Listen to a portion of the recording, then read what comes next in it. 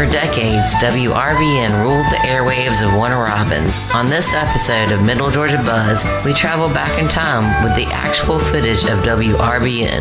Now, with their own foggy memories, it's John and Chris. Well, hi, Wayne. Hi. Hey, good day to everybody. Welcome to the Buzz. How are you? Man, I'm doing good in the hood. It's good to be here in Studio G on Gilchrist Drive in Warner Robins. And today we're talking about the greatest radio station ever in Warner Robins. Maybe the world. I wouldn't go that far, but yeah, WRBN. That was where you, I guess, got your radio chops. WRBN. Yeah, I got my start there sniffing toner cartridges.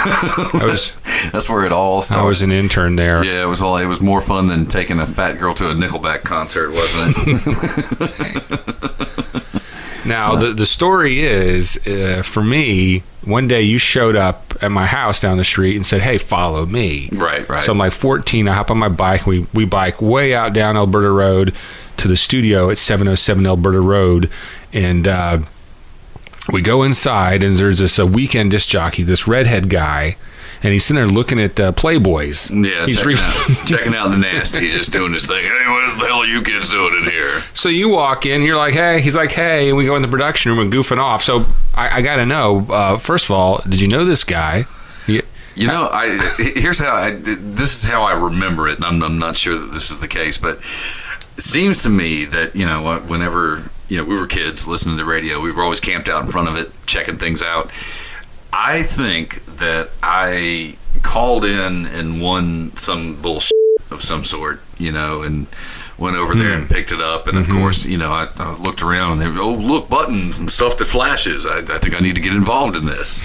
So that's how it happened. I, started goofing around over there, and used to just show up, and they just kind of got used to, I think, both of us being there at some point. I don't know how that exactly went down.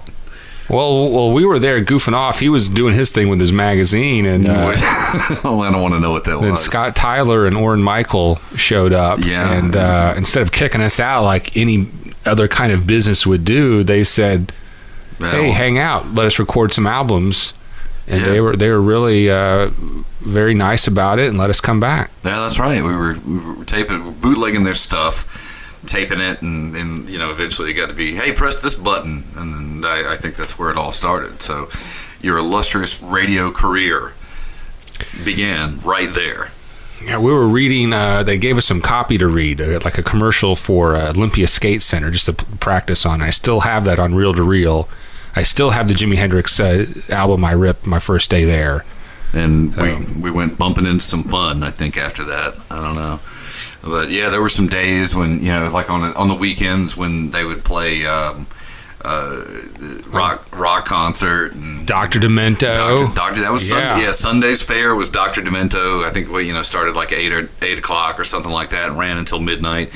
And then if you remember, at 12 o'clock there was the sign off. They signed off. Yeah, at midnight with Happy Trails by Van Halen. Happy Trails.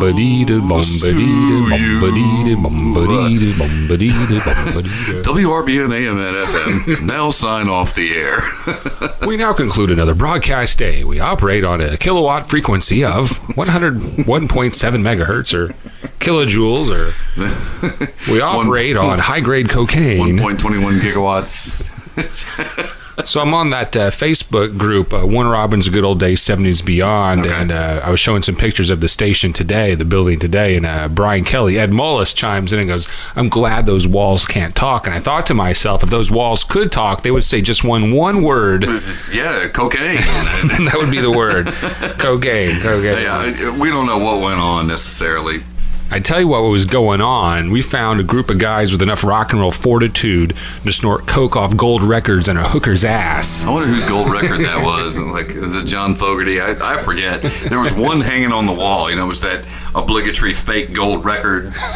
You know what I'm talking about. With all the razor marks scratched on it. I may be romanticizing just a little bit, but there is an actual legend, WRBN folklore, that talks of a woman DJ, female DJ, that could party with any of the boys, any of the rock stars, who snorted a line of cocaine so long off the toilet seat bowl, off the rim, that it actually encompassed the entire rim. really? in a heroic effort of cocaine ingestion. So that may be true. So that's what that Yes song Roundabout is. Yeah. So she snorted the dry dock and lived to tell about it.